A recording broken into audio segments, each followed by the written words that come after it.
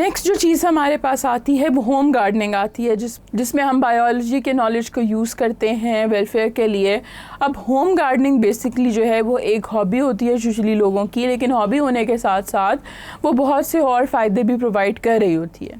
अब home garden को अगर हम ओवरऑल देखें तो that is an integrated system, जिसमें क्या होता है, डिफरेंट चीज़ें होती हैं इन अ स्मॉल एरिया।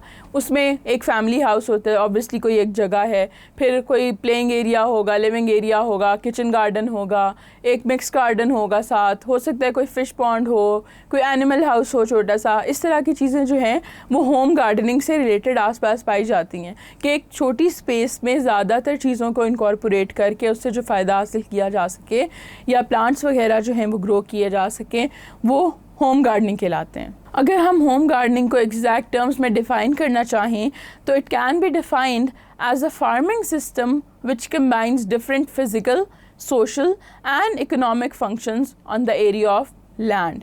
के फ़िज़िकल, सोशल और इकोनॉमिक फंक्शंस के वहाँ पे फ़िज़िकली भी वो चीज़ें एग्जिस्ट कर रही हैं, फिर उनका एक सोशल इम्पैक्ट भी होगा, फिर इकोनॉमिकली भी वो किसी ना किसी तरह से उस फैमिली की इनकम को जो है वो सप्लीमेंट कर रही होंगी। ये सारी चीज़ें एक ख़ास छोटे से एरिया में जब आ जाती हैं तो हम उसको होम गार्डनिंग कहते हैं।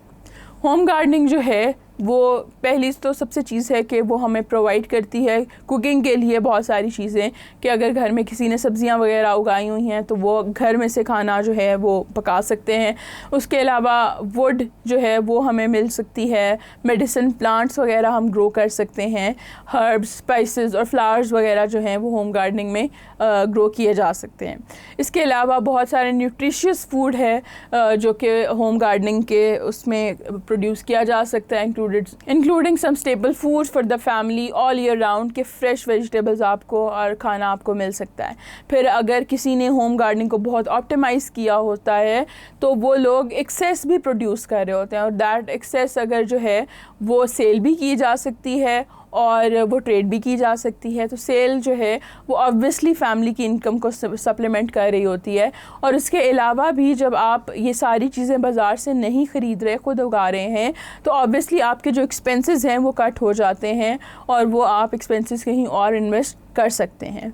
और उसके अलावा अगर प्राइस को साइड पे भी रख दिया जाए तो जो मार्केट में वेजिटेबल्स आती हैं या फ्रूट्स वगैरह आते हैं वो उतने फ्रेश नहीं होते जितने आप ख़ुद घर में जब उगाते हो। तो आप एक चीज़ पौधे से तोड़ते हो और पका लेते हो, देयर इज़ नो लैग, वो बिल्कुल फ्रेश है और ऑर्गेनिक है, तो उसका कोई मुकाबला ही नहीं है, उसका कोई कंपैरिजन ही नहीं है। अब जो होम गार्डनिंग है produces large amount of food with marginal labour on areas of land that are too small for field agriculture. अब फील्ड एग्रीकल्चर जो होता है जहाँ पे हम मॉडर्न टेक्नोलॉजीज़ को एम्प्लॉय कर सकें और मशीनरी वगैरह का इस्तेमाल कर सकें, वो ज़्यादा होना चाहिए। वो बड़ा एरिया होता है जहाँ पे ये सब किया जा सके। लेकिन एक छोटा एरिया जहाँ पे ऐसी टेक्निक्स नहीं अप्लाई की जा सकती, वहाँ पे काफ़ी सारे जो चीज़ें हैं, मल्टीपल चीज़ें ग्रो की जा सकती हैं एक ही एरिया में, और लेबर इतनी नहीं है जितना उसका रिवॉर्ड है। अब बहुत से सीजनल प्लांट्स वगैरह हैं जो होम गार्डनिंग के लिए सूटेबल हैं। हमारे पास ओवरऑल 4 सीजन हैं और उन चारों सीजन में डिफरेंट प्लांट्स हैं जो हम ग्रो कर सकते हैं। सबसे पहले जनवरी फरवरी जो विंटर है उसमें हमारे पास cabbage, cauliflower, celery, grapefruit, mandarin, oranges, sweet oranges, pears, ये सारी चीज़ें हम ग्रो कर सकते हैं। फिर स्प्रिंग में हमारे पास मार्च, अप्रैल और मई का मंथ आ जाता है, उसमें हम asparagus, beans, berries, broccoli, cabbage, cucumbers, radish, mangoes, lady fingers और पपाया और पीज़ वगैरह ग्रो कर सकते हैं।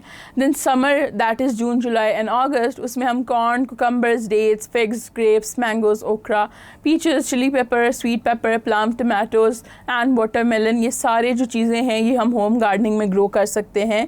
And then we have the last season that is fall, that is in September, October and November. उसमें हम apples, cabbage, cauliflower, cranberries, cucumbers, dates, grapes, pears, chilli peppers, spinach and sweet potato, ये सारी चीज़ें आप grow कर सकते हैं। और इसी तरह से इनके सीज़न हैं और ये आपको ऑल ईयर राउंड आप ग्रो कर सकते हैं चीज़ें, और आपको ये बहुत ही